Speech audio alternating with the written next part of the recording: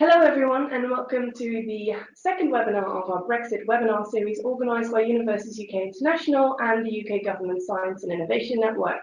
These webinars are for anyone working in European higher education and research programmes, so they're not just focused at a UK audience but also very much at a European audience. With these webinars, we aim to keep you up to date on everything related to Brexit and anything and the consequences and the implications for higher education and research, in the UK but across the EU as well. I'm Anna Jansa, I'm the Head of European Engagement here at Universities UK International, and today with me is sitting next to me Peter Mason, who is our Policy Manager for Europe on Research and Innovation, and we are joined today by Naquita Lewis, who is the Erasmus Programme Lead at the British Council. Peter and Naquita will both be presenting today. For the Q&A section of our webinar later on, we will also be joined by Chris Bradley, who is the Regional Director of Europe for the Science and Innovation Network, whom some of you may recognise from our very first webinar, and Inga Benner, who's the Deputy Director of UPRO, the UK Research Office in Brussels. The programme of today's webinar is slightly different than what we had hoped to give you. We had hoped that by now we'd have a deal and we'd be able to discuss that deal at length with you, with all the consequences for our sector. However, we don't have a deal yet and we have to wait a little bit longer.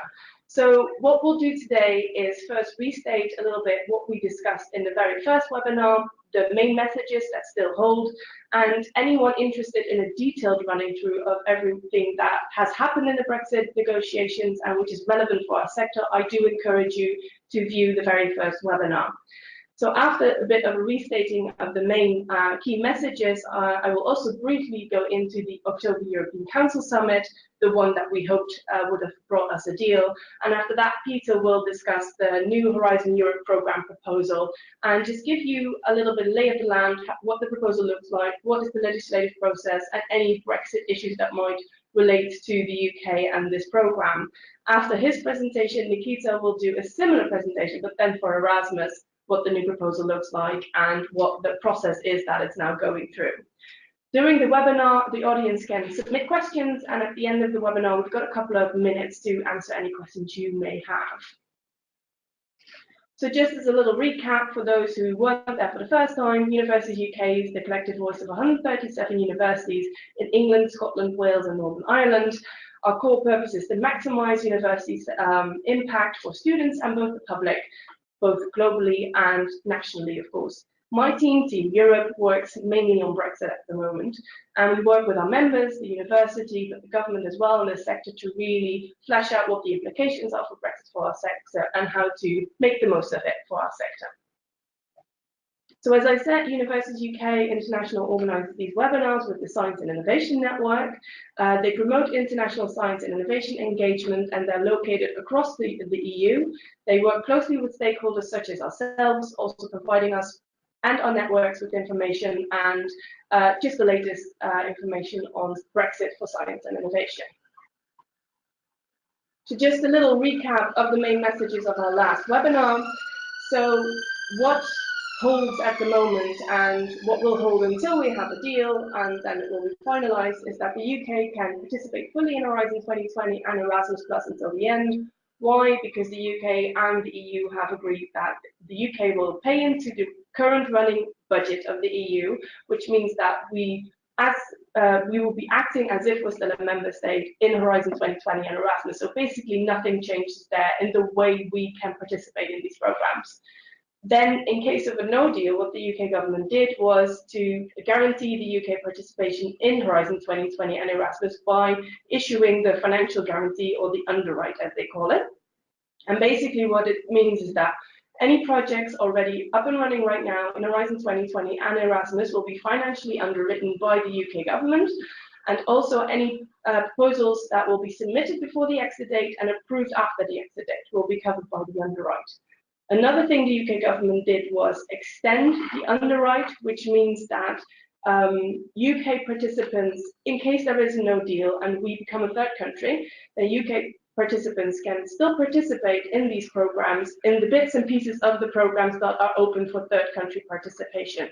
And then the UK government will underwrite that financially. So on Horizon Europe and Erasmus, the UK government has said on several occasions and also published it in their white paper last July that they want to negotiate full access to these programs, and that is very positive. On student fees, we can tell you that EU students wanting to study in the UK starting the coming academic year, so 2019-2020, will be eligible for home fee status, and that is for the duration of their entire course. And we are asking the government to extend that to the academic year 2020-2021. Why? Because that is still in the implementation period, and our reasoning is that everything should stay the same during that implementation period. So anyone coming to study here during that time should have eligibility for home fee status as well. And we're hoping that the government will make an announcement about that more along the line somewhere in the spring. And then on citizen rights, anyone who moves to the UK before the 1st of January 2021 will have the same rights and responsibilities under EU citizenship as they do right now. So anyone who's already lived here for 5 years can automatically apply for settled status, and anyone who hasn't lived here yet for 5 years can build up those 5 years and then apply for settled status. So really quickly, what we want as a sector going through these Brexit negotiations, and this can't be a surprise to any of you listening, we've got two strands of work, the UK-EU relationship and the domestic policy reform. And with the UK-EU relationship, we want full association to Horizon Europe, access to Erasmus, continued mutual recognition of professional qualification, and also, where possible, continuation with the European Investment Bank.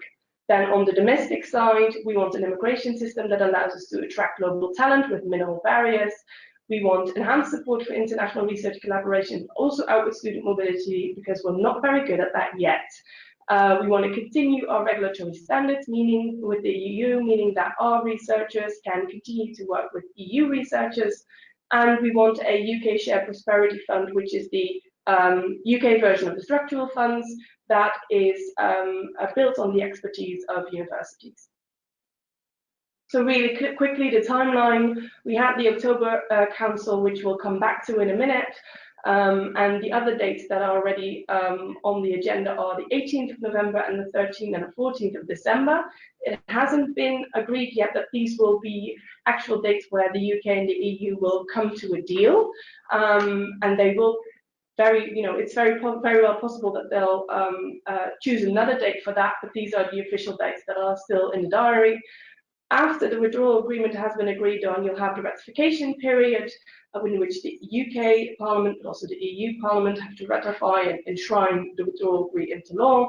And after that, you have the implementation period, which lasts until the 31st of December 2020. So very quickly on the October European Council, as I said, we had hoped this would have been the council where a deal was agreed on, but unfortunately that didn't happen. Theresa May did speak to the EU 27 leaders at a dinner just before the European Council started, but not enough progress was made to finalise a deal. So as probably everyone knows who's been watching the news, the Irish border is, and how to avoid the hard borders actually, is the issue that needs to be resolved. It's safe to say that about 90% of the entire withdrawal agreement has been agreed on already, but the Irish border is, of course, a very delicate issue and needs to be handled with care. Donald Tusk, the president of the European Council, has said after the Council of October that in case the UK would need it, the EU 27 would be open to extending the transition period. And Theresa May has confirmed that if they do this, this would only be for a couple of months. But that's basically everything that was concluded at that summit. So as I said, they haven't set a date yet on when they would actually finalise the deal, but Donald Tusk did say after the Council in October that in case enough progress is made, he is very happy to call such a meeting. Time is running short. We're hoping to have a deal at the end of this month and, at the very least at the end of this year. So now over to my colleague Peter Mason on the Horizon Europe proposal. Excellent. I'm going to take everyone through the proposal from the European Commission for the Horizon Europe programme, which was proposed in June. Look at the budget and the three-pillar structure, and then finally take a quick look at some of the other issues that are coming out, as well as the state of play with the legislative process. So Horizon Europe is the next EU Research and Innovation Framework Programme, which is due to start on the 1st of January 2021. As I said, the European Commission proposed the draft text for this regulation on the 7th of June this year, and the legislative process, which I'll talk about at the end, has already started. At a headline level, the budget has been set at 94.1 billion euros, which is an increase from 74.4 billion for Horizon 2020.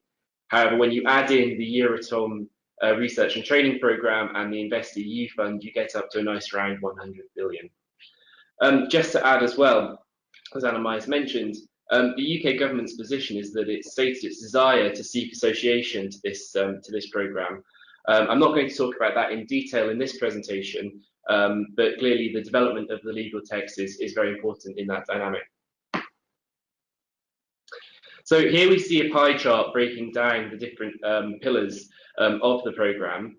The share between those pillars has changed slightly from Horizon 2020 due to some changes between the pillars and the coverage, what those different pillars cover. I would note that the increase for the open science pillar, which is the grey chunk on the top right-hand side, has not increased as much as we might have hoped to see, given that that's where the UK draws most of its funding. You'll see at the bottom the large orange chunk, which is the Global Challenges and Industrial Competitiveness pillar, now takes up over half of the budget. That's due to some of the changes, as I mentioned, from Horizon 2020, which has given it a broader remit, and then so is taking up more of the budget.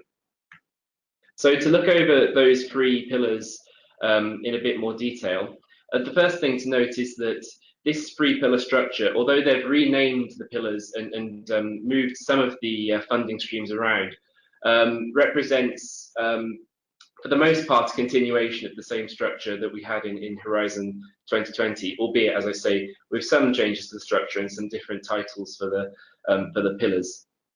So open science, which was known as excellent science in Horizon 2020, has had an increase in its budget from 17 billion euros to 25.8 billion euros in the Commission proposal.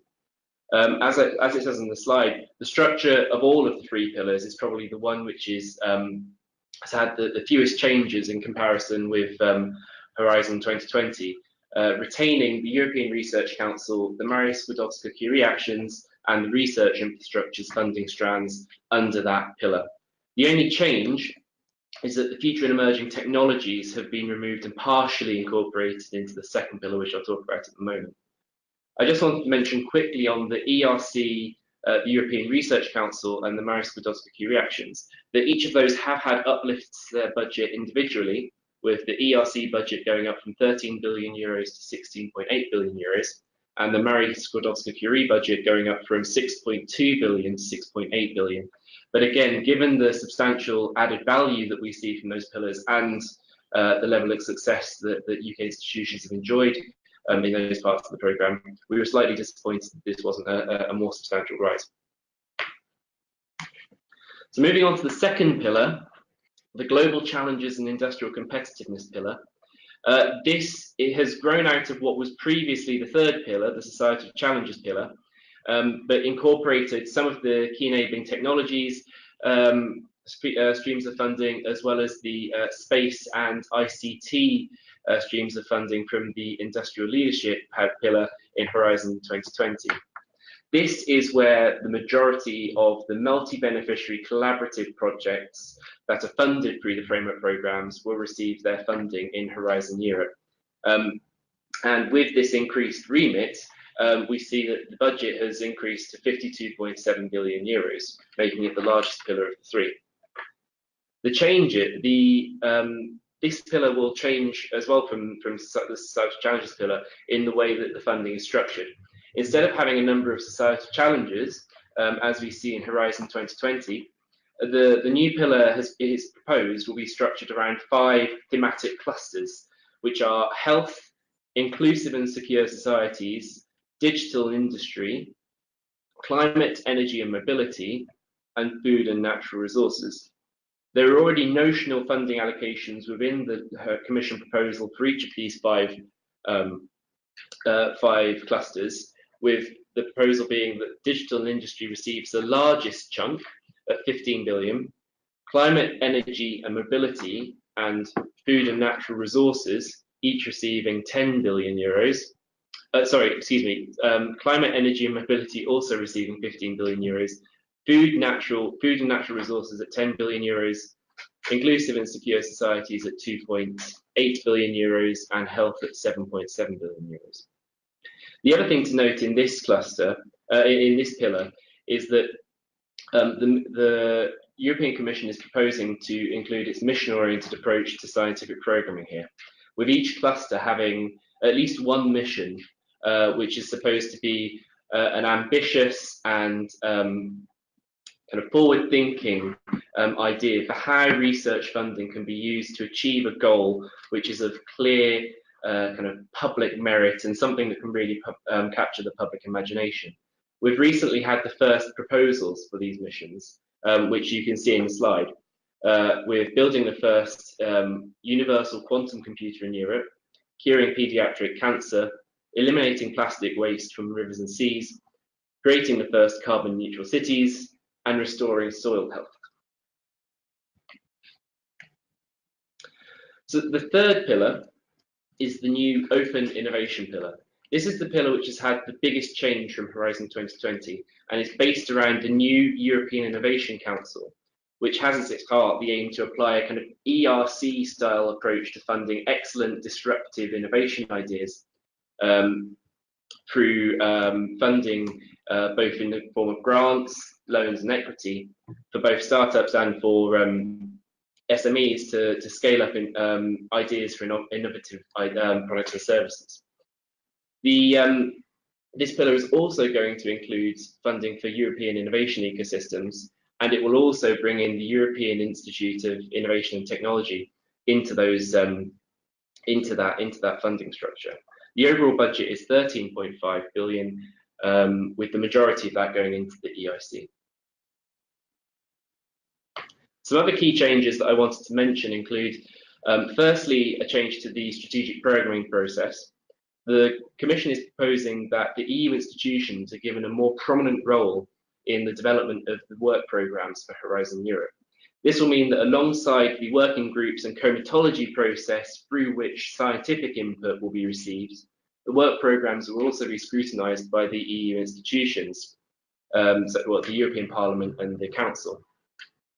Another important change is in the categorisation of associated countries. Clearly, this is going to be a very important area for the UK, given that we will be a third country by the time the programme starts. And by comparison with Horizon 2020, in which there was one category of associated country covering all associated countries, the Commission has proposed to create some different categories of associated country, depending on, for example, membership of the European Free Trade Area and the European Economic Area. The UK would fall into the fourth of the four categories, and there is an idea in the text that this could lead to a partial association, which would be determined through the association agreement that each associated country would have to sign with the European Commission. But our position is very much that the UK should be seeking full association, and that this should be achieved through the association agreement. Another idea is to rationalise the number of EU partnerships through the Article 185 and 187, public-public and public-private partnerships. The Commission is concerned that this form of funding has become rather unwieldy and kind of spiralled out of control somewhat, with over 100 different partnerships that they want to reduce down to 10, which focus on 10 very discrete and high priority areas. Although this idea has received some scrutiny or criticism from the scientific community, who say that this spectrum landscape of partnerships is currently working well, and that actually there's no scientific reason to reduce this down. Another important area, which I'll come on to again in a little while, is on spreading excellence or widening participation. At present, you'll be aware that just under 1% of the Horizon 2020 budget goes into teaming and twinning, which prioritises the involvement of widening participation countries. The proposal in the Horizon Europe programme is that the proportion of funding will double to 1.8% for these forms of funding. Although, as I'll talk about shortly, whether that will satisfy some of the member states who are pushing for more action on this front remains to be seen. The final point I wanted to add here is that in addition to the existing mandate for open access to research publications, the Commission has added a mandate for open research data in Horizon Europe, as well as more funding for the European Open Science Cloud. So to finish, I'm briefly going to talk about the state of play with the legislative process. So as I mentioned at the beginning, the text from the Commission was published in June this year, and the scrutiny in the European Parliament and Council of these texts has already begun. Just to remind you all that the Horizon Europe and the framework programmes need to be go through the co-decision process, which means that both the Parliament and the Council have to agree on the final legal text for this to become law. And there's a very strong impetus to make progress on this particular text as soon as possible, because we're running into the next European elections in the summer of next year, and the new European Commission, who will take office in the start of 2020. So there's, as I say, strong impetus to make progress on this text to avoid the problems and the delays that would ensue if that did not happen before March 2019. The lead committee in the European Parliament is the Committee for Industry and Research and Energy, ITRE, and the rapporteur is a Romanian MEP called Dan Nica. You can see it at the top there. He's been taking a rather strident Europe First approach to the negotiations in the Parliament, whereby he believes that there should be a greater prioritisation for the EU's interests in the programme, with more EU experts involved in evaluation, more focus on EU priorities in work programming, and, for example, more focus on exploiting results within the EU for the EU's own economic benefit. This is slightly at odds with the Commissioner Moedas in the bottom left there, his approach of open to the world, and I think that tension is something that we're seeing play out in the legislative process. At the same time, the Council is discussing its partial general approach to the Commission's proposal under the Austrian and Romanian presidency, with Austria holding the Council presidency until the end of this year, and Romania due to take up its presidency of the Council in January next year. If all goes well, we should have trilogue meetings to try and find a consensus between the European Parliament Commission and the Council in the first early months of next year, or even in December this year. But as I say at the end, one thing which could throw all of this into a certain degree of jeopardy and uncertainty is that the Council is challenging the legal base for the specific programme, which is the second of the two legal texts which make up the Horizon Europe process. And the Council are basically saying that the Parliament should not have a legislative role in agreeing the second one of these texts. Clearly, the Parliament is not happy about this, and Christian Ehler, who is in the bottom right there, who is the rapporteur for the specific programme, the second of those two texts, been very unequivocal about what a negative development this would be. So actually, at the moment, we're waiting to see how this plays out. And if this Council challenge to the legal base does go ahead, then we could see the whole process delayed up into perhaps even 2020 or late 2020 at that, which would obviously have knock-on effects for the UK agreeing association to the programme. That's everything I had to say on Horizon Europe, but I think there's time for questions at the end. Yes, there is. Thank you so much, Peter. And we'll now switch to Naquita Lewis, who will do a similar presentation, but then on Erasmus, what the proposal includes and where it stands right now.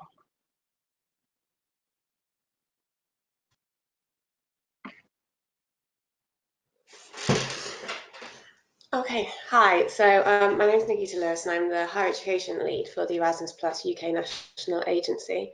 As I said, I'm just going to give an overview of the current programme and just a comparative to the proposals for the programme, and then the current Brexit situation in regards to Erasmus Plus.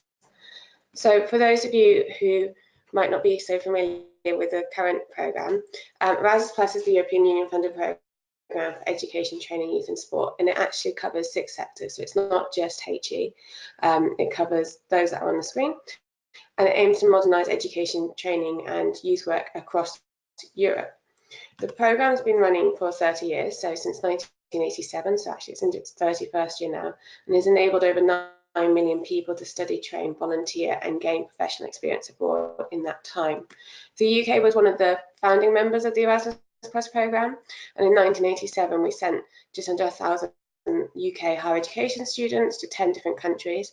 In 2017 we'll have sent over 40,000 UK participants to over 32 countries.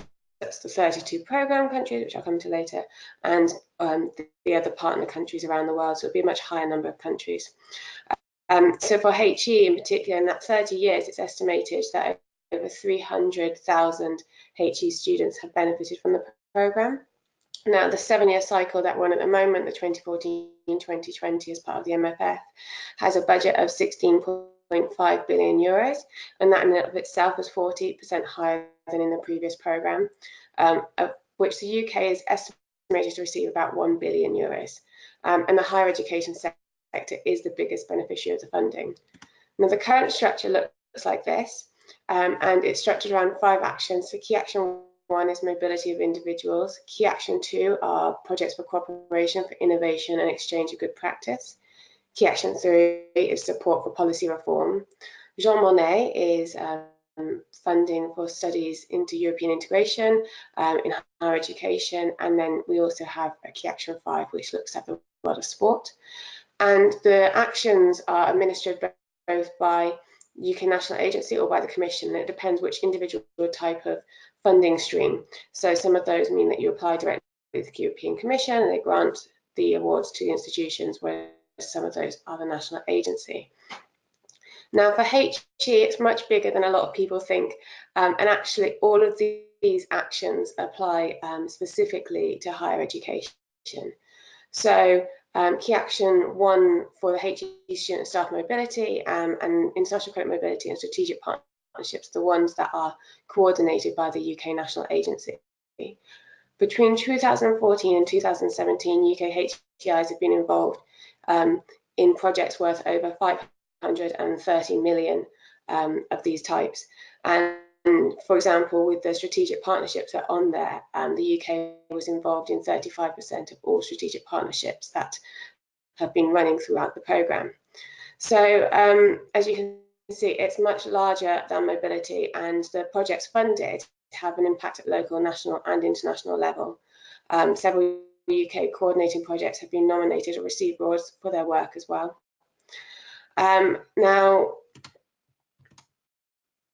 the current programme has programme countries, so those are the EU member states, EEA, Turkey, Macedonia, and also from the 1st of January next year, it will also include Serbia, but also has the ability for countries around the rest of the world to participate in the programme, and that depends on the different actions.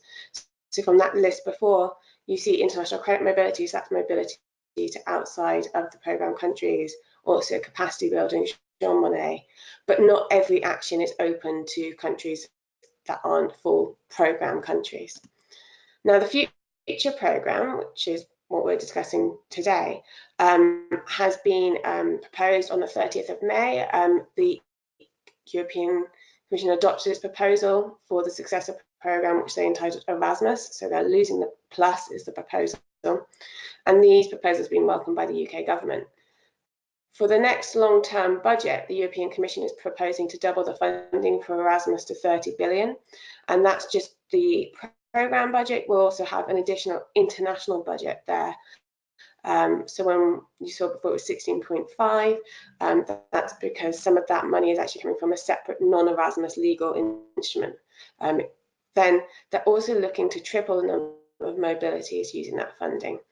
And the proposals currently at committee stage are very similar to the sorts of things that were being talked about for Horizon, although I don't think we've had any challenges to the legal texts, but the European Parliament's Culture and Education Committee is leading on Erasmus Plus or Erasmus, feed-in still from other committees.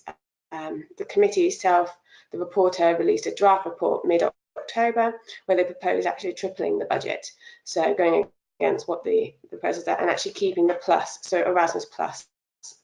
Because some of the other sectors sometimes feel that if you just refer to it as Erasmus, you might lose the visibility of the non-HE sectors. The committee is scheduled to vote on the budget on the 22nd of January, and then formal approval of the multi-annual financial framework is due to take place on the 9th of May. Now, the general objectives of the new programme are very similar to the current ones, that support the educational, professional, and personal development of people in education, training, youth and sport in Europe and beyond. The aim of the Commission's proposal is to increase the number of beneficiaries. As I said before, that's doubling the programme's budget, but making that possible to support up to 3 times as many, so that's 12 million people between 2021 and 2027. Reach out to people from all social backgrounds, so widening participation also being a key buzzword here, through new formats and easier access for smaller organisations, making it also easier for people from disadvantaged backgrounds to participate. Build stronger relationships with the rest of the world, so mobility and cooperation with third countries will also be boosted, and focus on promoting forward-looking study fields. So the programme will give more attention to specific fields that are deemed to be of interest for the future. So things like renewable energy, climate change, environmental engineering, artificial intelligence, and so on. Now, this is a breakdown of the proposed budget for the Erasmus Plus bit. As I said, there's additional budget for the international dimension of the programme. So what's here is not the entirety of what is being proposed. For higher education, you can see that that's just over 8.5 billion euros. But on top of that, the bit in orange, the centralised funding, will also contain a number of HE specific programmes. So it will be a combination of those two figures. Jean Monnet as well will also be higher education to some extent. So 8.64 is not the be all and end all of the HE funding. Now, the main idea of the programme is very much that it's going to be evolution, not revolution. So aim to maintain stability and continuity, which is something that was fed through for its midterm review. There's different things they're planning to do. So they're planning on being more inclusive and accessible, which is, as I said, the widening participation angle for both individual participants and also from the organisations applying. So looking to have short-term group virtual mobilities, blended mobility, so the short-term mobility with a virtual mobility and cooperation. And those new types of formats for the actual mobilities will enable more people to take part, so that tripling of participants, even though only a doubling of budget in theory. And then there's the small-scale partnerships for newcomers, working directly with people with fewer opportunities. So those would be the idea that there'll be less administrative burden and a lighter application process as well. They're also looking at making the programme broader and more forward-looking.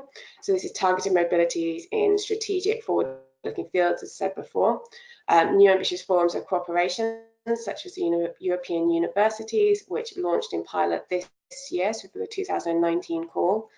They're going to also have mobilities in other fields, such as the field of sport and in specific policy areas. So you might see mobilities specifically for the public sector or entrepreneurs. And that idea will be that there'll be opportunities for people at any stage of life and experience abroad within their field of expertise. And those activities might consist of training periods and transnational seminars or events to stimulate upskilling and lifelong learning. The other idea would be they'd be more participatory. So that means that we'll support new actions to empower young people to participate actively in society, better create an Erasmus alumni network that's already launched and develop that further, and develop EU awareness wider than just HE. So the Jean Monnet action itself is looking to be extended to other sectors. More international means boosting mobilities outside of the programme countries to outside of the European Union, EEA, and those other small number of countries that I mentioned, extending that ability to other sectors. So the HE sector actually has access to, as I said, mobility to countries outside of Europe, and they're hoping that the other sectors will do so too. Erasmus joint master's degrees, they're looking to actually get more European students involved in those, because at the moment most of the scholarships go to non-European students, and also have international funding complemented by other EU external instruments, as mentioned before. And that brings me on to the synergies with other EU instruments. So we're looking for synergies with European Structural Investment Funds, Horizon Europe, Creative Europe, European Solidarity Corps, InvestEU, and the idea will be that to help scale up successful projects and also top up funds for Erasmus+, so giving additional support to specific target groups or actions. Those specific measures will allow Erasmus implementing bodies to act as facilitators, and the dedicated body at the Commission level will provide time and funding to work specifically on this area. We had a test of it this year with some additional funding coming into Erasmus Plus from Horizon 2020, designed at encouraging mobility specifically in digital skills. And then finally, and after a lot of demand from institutions, the idea is to make the process simpler. So it'll be lighter application forms, shorter reports, those small scale partnerships, which are more light touch, simplified evaluation processes and tools and management structures. But they do note that there is always going to be a limit on simplification because of the financial regulations that exist around the programme and around the Commission's work in general. So for HE, the structure will look like this. You have key action 1, which will still be mobility. The Erasmus joint master's degrees have come out of that, and they're in the key action 2 now. More flexible mobility formats, as I said, so blended mobility, short-term, virtual, and potential targeted mobility, like the digital traineeships and digital skills one we were talking about a second ago.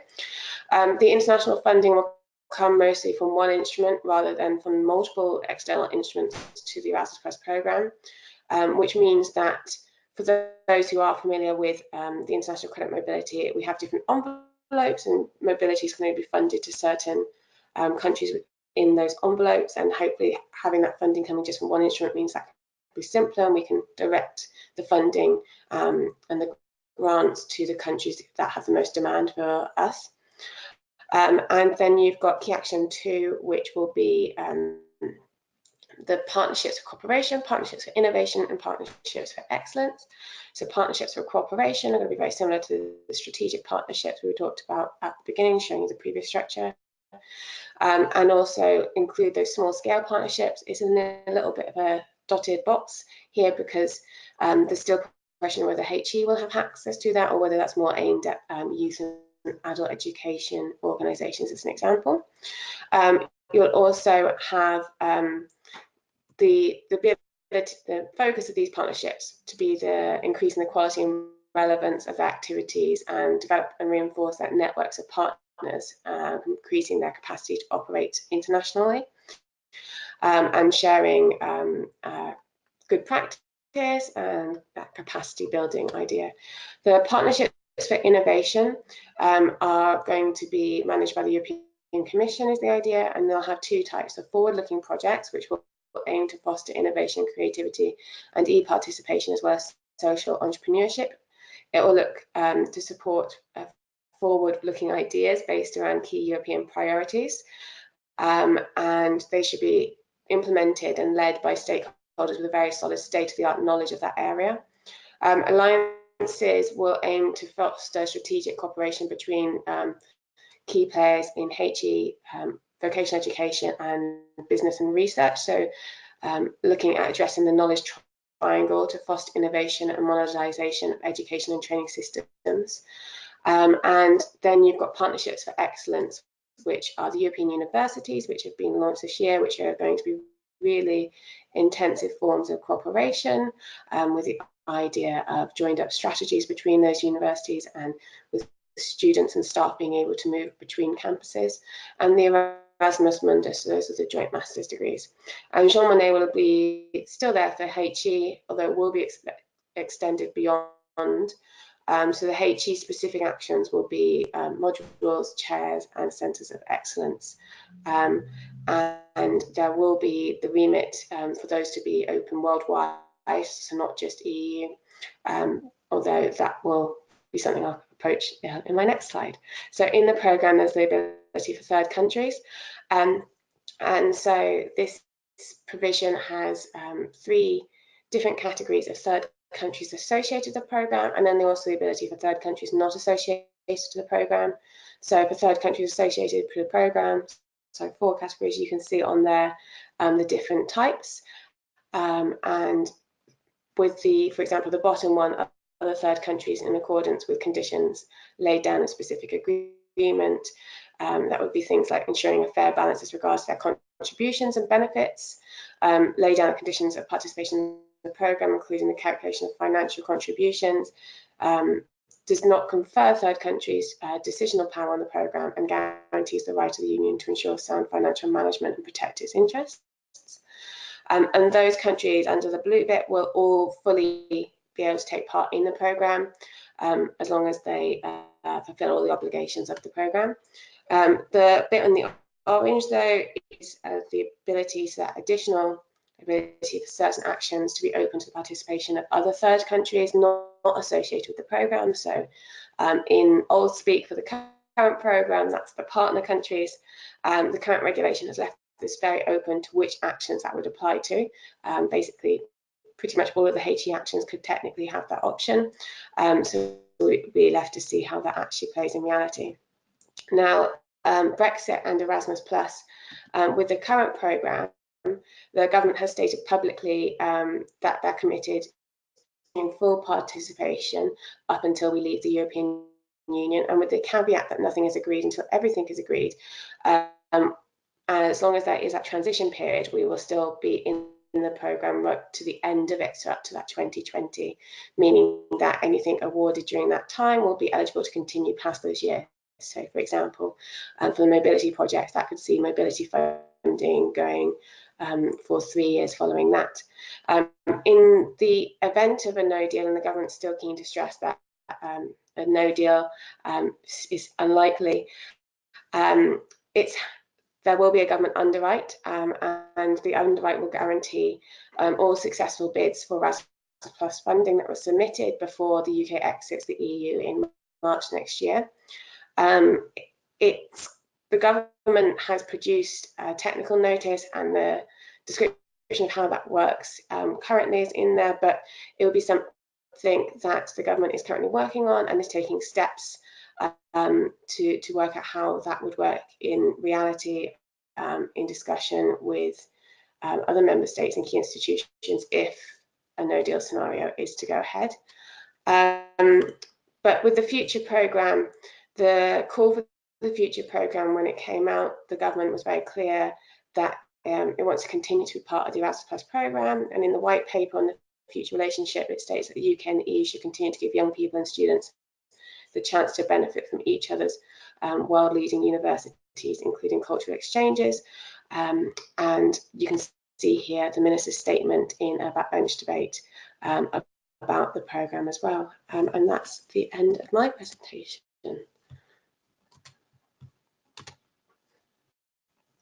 Wonderful. Thank you so much, Naquita, for that very useful overview of the proposal for the new Erasmus programme. And let's just open the floor for questions. And let me just pull up the questions. Just get that over here. Could I ask Naquita, so this one is for you, Naquita, a little more about the European University Initiative, specifically the prospect for UK partners joining these networks. My sense, purely anecdotal, from EU-based partners in the UK, is that UK participation is not being encouraged, ? I suppose that this is the ultimate dependent on the type of association status the UK negotiates. Thanks. Okay, so I would say on that the current scheme, so the European Universities Initiative, as launched in pilot for the 2019 call, is open to all programme countries to apply, so that includes the UK. So the UK is perfectly able to apply to take part in those. And the pilot itself, just for those who aren't familiar with it, aims to support HIs in going beyond existing cooperation models and gradually achieving long-term ambitious future for European universities set out by the European Council. So promoting common European values and reaching substantial leap in quality, performance, attractiveness and international competitiveness of European higher education institutions.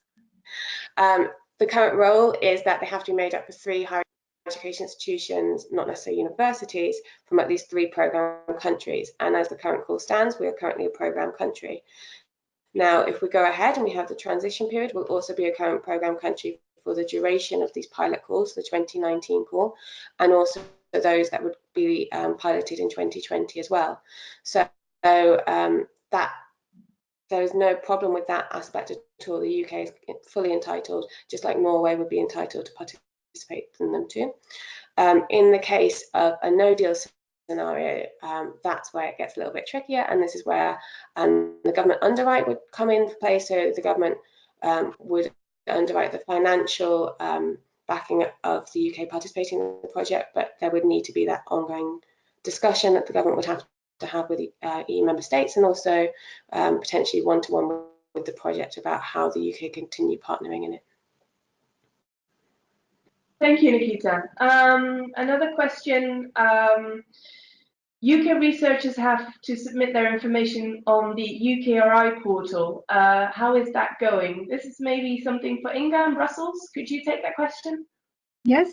So maybe just to give a bit of context, there's been in early September, UKRI launched a call for UK beneficiaries of Horizon 2020 funding to log their data on a portal that's now live and that is will stay open over the coming months. This is a measure that's being taken to take into account all eventualities. So as we stressed in the beginning, all work is still kind of going towards concluding the withdrawal agreement, of course, in which case nothing would change for Horizon 2020. However, this portal has been designed in case the UK has to implement the underwrite guarantee, with which they're underwriting all projects submitted before the UK exits. The second guarantee, I think we discussed in the beginning as well, extension to this guarantee for projects submitted after that date. But this data collection is specifically for the moment being for the projects that will be live on the 29th of March, ongoing projects. UKRI has been tasked to implement this data collection. There's the 2 reasons for doing this. One is to collect the data to be able to deliver the funding in case that would be needed under no deal scenario, so to the UK beneficiaries in the grants. But it's also a communication tool, so to make sure that UKRI can get in touch with those who are currently holding Horizon 2020 grants easily and inform them of any steps. The portal itself, which is on the UKRI website, is for individual grant submissions. So for those who hold 1 or 2 grants or 1 to 2 individual grants, it is now also possible to submit multiple grants. There's a template which you can make available, which you can obtain either on the UK, for subscribers of the UK Research Office. They can obtain that on our website, or they can email the UKRI contact person on the website, on the portal, and they will receive a template and some guidance on how to complete this template. We would recommend that it's done by the LEAs, so the legal entity representatives, to make sure that the same data isn't submitted twice, and also a list that can answer questions for those who might have questions on the submission. Wonderful, thank you, Inga. Next question. Are European students still eligible to go to the UK on Erasmus, and will they still receive a grant for that period? Naquita, could you take that one? Yeah, so obviously European students are still fully eligible to take part in Erasmus to come to the UK. We're still part of the programme. Come the 29th of March 2019, that will then depend on whether that transition place, if there is a deal. In the likely event that there is a deal, then yes, we've got the implementation period that's already been agreed on, and during that period, we'll be fully participating in the programme, so that will take us up to the end of the programme in 2020, and European students would be able to continue coming until the end of those grants, so that could be for the 3 years after that as well. European students 2 years, and then if there is no deal, then that would be a different conversation, and it would depend on what the government is able to agree at that point, and obviously that's subject to their own ongoing discussions. Okay, wonderful, thank you, Naquita. How likely is it that the UK will associate to Horizon Europe? Chris, could you take that one? Yes. In the absence of a crystal ball, what I can say is that it's clear that there's a number of stages that still have to be gone through in terms of both developing the programme and the negotiation and agreement on the shape of a future partnership for the UK and EU. But what we have already said, and what we what remains true, the UK is committed to a far-reaching science innovation pact with the EU. We've put this on the table for quite a long time. We've underlined it in the white paper. It's part of the proposals in a slide pack published by the UK negotiation team, intended to inform the discussions in Brussels. And part of this pact, it's very clear that we want to explore full association to excellence-based European science innovation programmes, including Horizon Europe, Euratom R&T, and a range of others. Now, we understand that such an association would involve an appropriate level of UK financial contribution. And we link this to a suitable level of influence in line with the contribution and the benefit the UK brings. So this commitment, this ambition, it's far-reaching, it's strong. That's still what we are we're working towards, and we remain optimistic that the programme can be developed in a way that benefits everyone, and we will be working very hard on the UK government side to find an arrangement that makes sense for the UK and makes sense for Europe, and we are the further detail under what we've already put on the table. The UK will be prepared to discuss with the European Commission at a suitable time, and I think that's probably all I can say at the moment.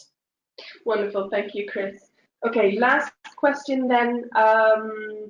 When will we know if or whether the UK will participate in the next Erasmus programme? Well, I can answer this one because the answer goes also for the Horizon Europe programme, namely that one of the reasons why we don't already have, a go-ahead from either side is because, as Peter and Naquita both explained, is that both programmes are still being, the proposals are still being finalised. So the programmes themselves aren't in existence yet, and we can't already agree to associate to something if you don't know the terms of association and if you don't know how the programs will look like. And this doesn't just go for us, this goes for every associated country to both programs. So it's a matter of the programs being finalized so that we know what they exactly look like and what the terms of associations to both are, and then B, for the UK government and the EU to negotiate access to these programs. As I said during the last webinar, but this is new for us, so it's a bit scary for the UK to do this, but many countries have done it time and time before we have, so if they can do it, we can do it as well. But it's really a matter of those programs first being finalized and then to negotiate access to them, so that it's not something that we'll know in the coming months. You want to add something to that, Peter? No? Wonderful. Then I would like to thank everyone for tuning in to the webinar, and I would like to thank our speakers. Chris and Inga, thank you very much for tuning in just for the Q&A. Very, very much appreciated. And Naquita, thank you so much for that very useful overview of Erasmus, and Peter for Horizon Europe. The next webinar, we don't have a date yet, but it will be early January, so keep tabs on our social media, the SIN Network social media, and our website for any updates. Anyone listening now will get an email with the link of the current webinar, but also for reference, the first webinar, if you like to have a more detailed overview again of what we discussed then. And let's hope that in the next webinar in about 2 months, we'll be able to really run through the deal, what we then hopefully have, and give you some more, assurances and certainties about what's going to happen. So thank you very much for tuning in, and see you in a month or two.